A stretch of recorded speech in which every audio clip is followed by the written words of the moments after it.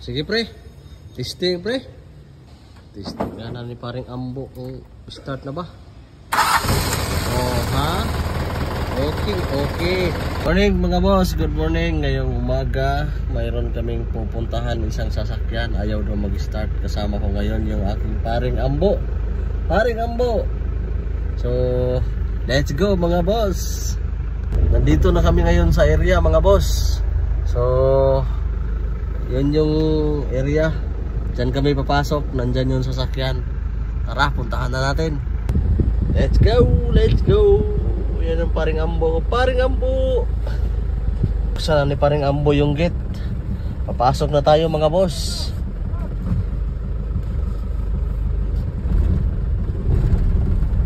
Saan kaya dito? Ay, yung kulay puti na maliit na tanker. Yan yung aayusin natin, titingnan. Ayaw daw yan mag-start. Parking muna tayo. Okay, dito na. Let's go. Una natin gagawin, check natin yung baterya. Baka may lose contact. So, fix naman yung baterya. Fix, okay. Sige pre, i-try pa-start paring Ambo. Oops. Ay, magitik lang. So, pagka ganyang problema mga boss, sure na kami na baterya yung problema, lubat yung baterya. Kaya gagawin natin, tatanggalin yung baterya, i-charge lang muna at saka natin babalikan. Nipisahan ni paring Ambo tanggalin yung baterya mga boss, para madala na namin doon sa shop at makargahan yung baterya. Shout out sa iyo paring Ambo. Paring Ambo, di ka mo shout out sa imong asawa paring Ambo. Smile paring Ambo. Oh. Yan mga boss, nakabalik na kami sa shop. Dala na namin yung baterya. So, i-charge na natin to ngayon. Ayan. Amo to isa pre. Ano? Yun. Yan.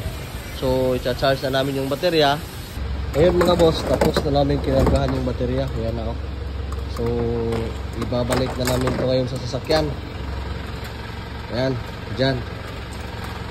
Para ma-prove namin na battery lang talaga yung problema. Okay. Ikinabit na pabalik ni paring Ambo yung baterya. Para makapag-testing na kami uli. At ma-prove namin talaga na yung tama yung diagnose namin na battery yung problema. Maliit na tanker. Okay, tapos nang naikabit yung baterya. Sige pre, testing pre. Okay na ba yun? May start na ba yun? Testing na ni paring Ambo kung start na ba. Oh ha? Okay. Mandar na. So, problem solved na naman. Thank you Lord. So ayan mga boss, umandar na, ayan o. So, solved na naman. Maraming salamat mga boss sa walang sawang suporta. God bless sa ating lahat.